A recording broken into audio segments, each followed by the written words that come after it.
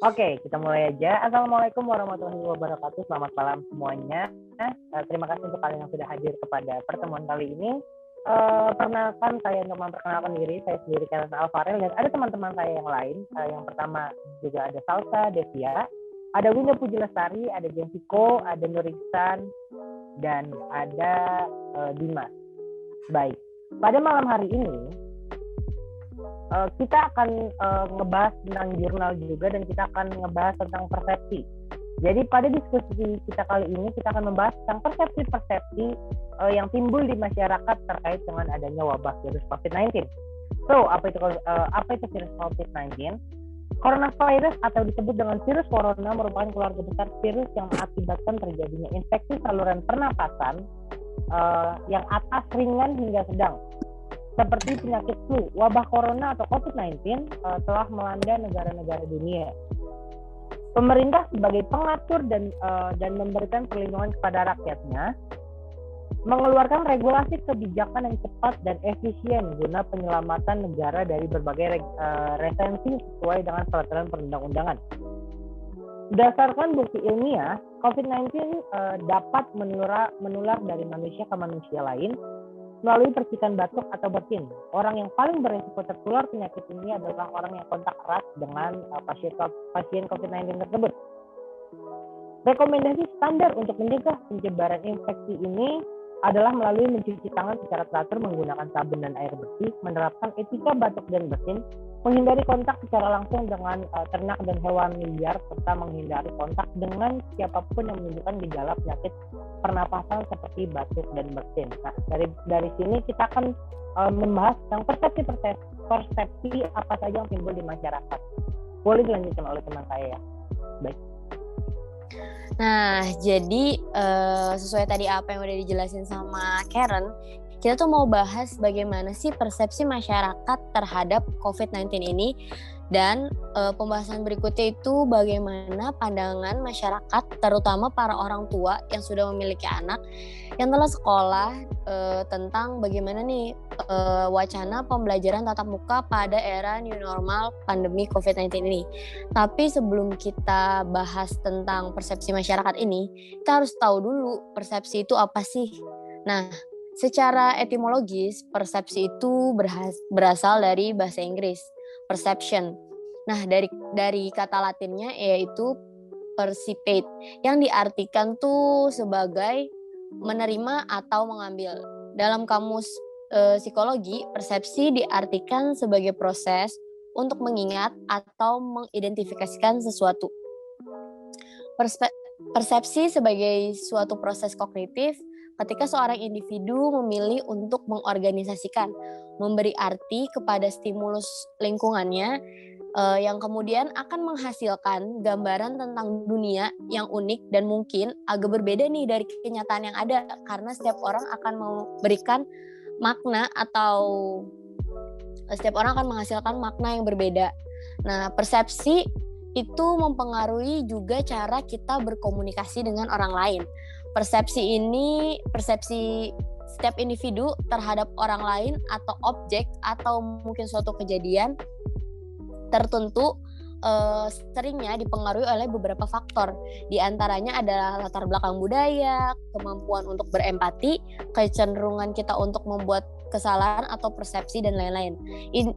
Itu adalah definisi dari persepsi. Nah, kemudian bakal dilanjut sama teman saya untuk membahas bagaimana pembahasan kita yang kali ini. Lanjut.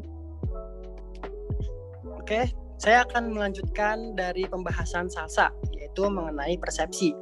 Perkenalkan, nama saya Nur Iksan. Di sini saya akan membahas tentang persepsi orang tua terhadap pembelajaran daring di masa pandemi. Seperti yang kita ketahui, pada awal tahun 2020 merupakan terjadi suatunya pandemi COVID-19, di mana dari seluruh sektor perekonomian, apalagi sektor pendidikan, itu merupakan hal yang sangat penting untuk diperhatikan. Jangan sampai ketika kita belajar malah tertular. Itu makanya pemerintah menghimbau untuk kita itu untuk belajar di rumah atau belajar di rumah. Selain itu, dengan adanya belajar di rumah itu memunculkan suatu persepsi dari orang tua.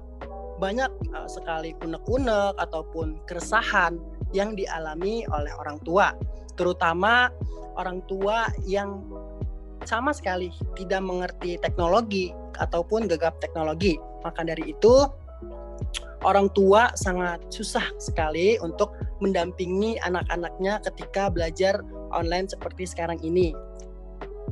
Selain itu, dengan pembelajaran jarak jauh ini ataupun belajar online, siswa pun malah semakin belajarnya itu tidak fokus.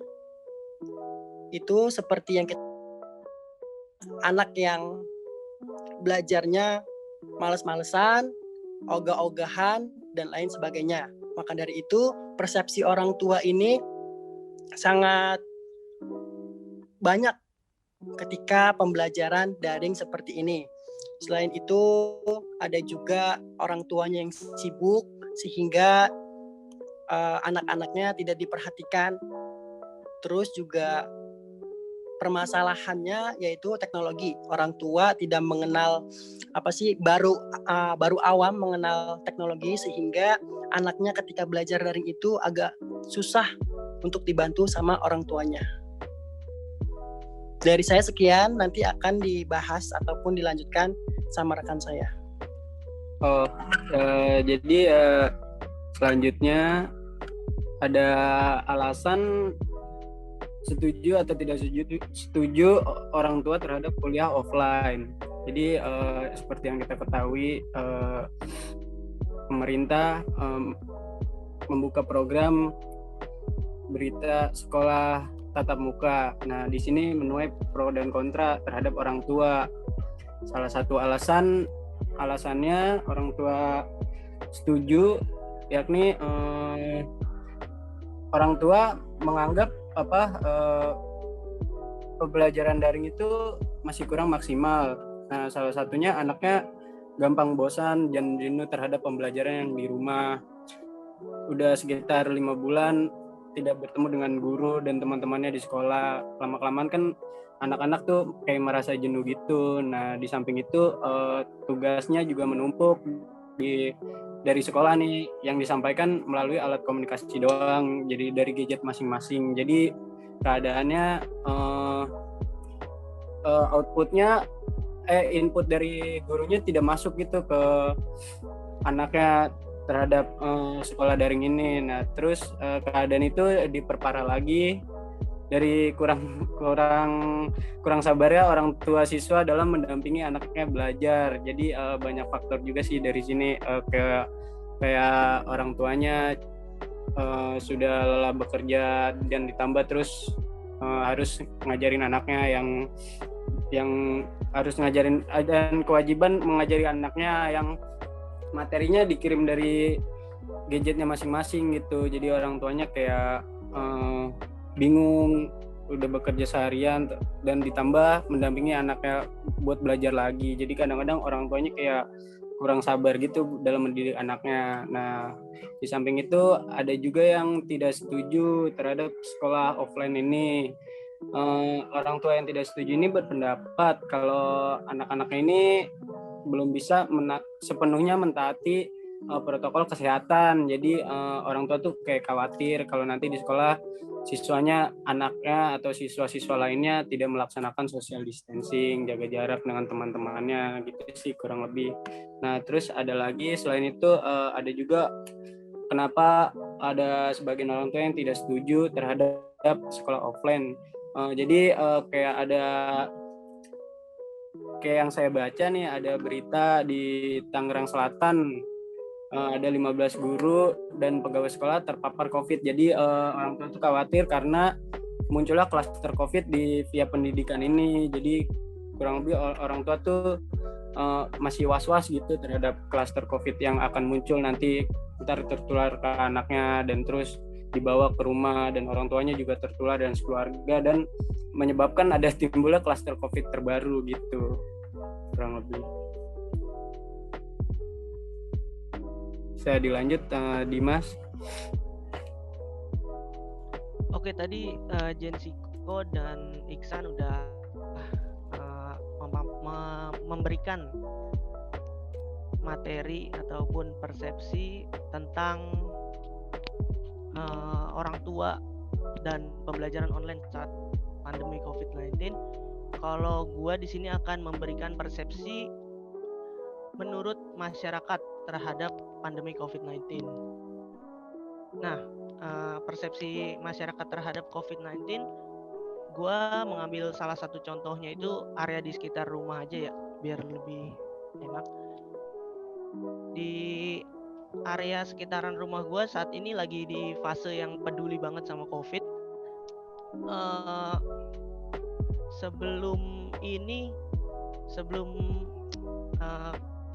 ya kita tahu COVID-19 saat ini lagi gelombangnya lagi tinggi lagi, dan masyarakat saat ini mulai ketatnya pakai masker, mulai berjemur lagi di pagi hari, hampir sama seperti masa-masa ketika awal COVID-19 muncul pas awal-awal gitu.